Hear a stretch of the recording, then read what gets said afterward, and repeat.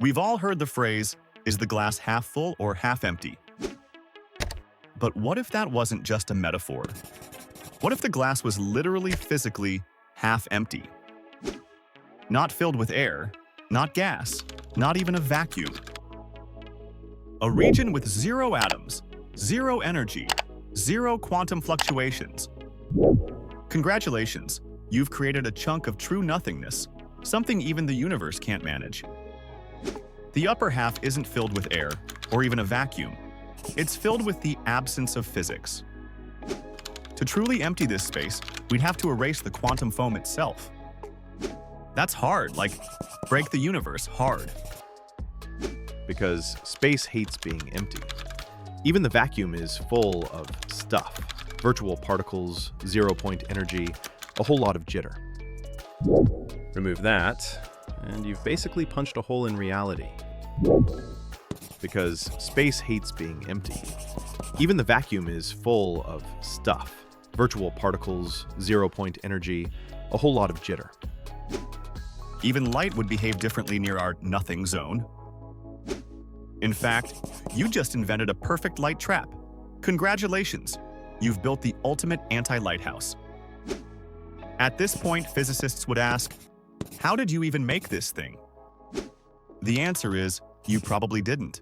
You just broke the simulation. Now that you've torn a hole in physics and crashed the universe, what happens to the water? Well, it evaporates, but not normally. It quantum tunnels into nowhere.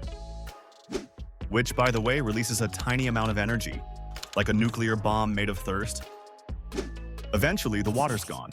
The glass is half empty and half undefined. So yes, the glass is half empty, but in the most violently literal way imaginable.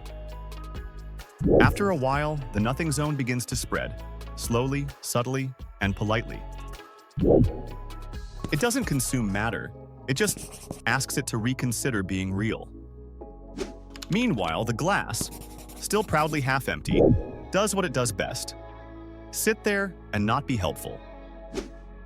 Scientists propose naming the phenomenon glass-induced existential cascade. It's official. The phrase half empty is no longer a metaphor, it's a warning. So what have we learned from all this?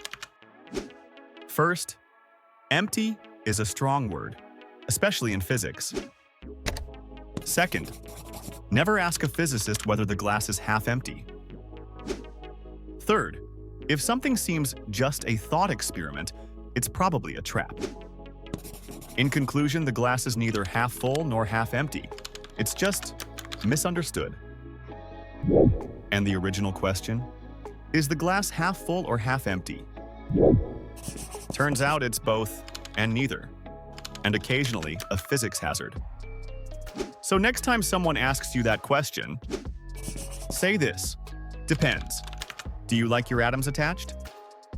Thanks for watching. What if the glass were literally half empty? And remember, metaphors are safer that way.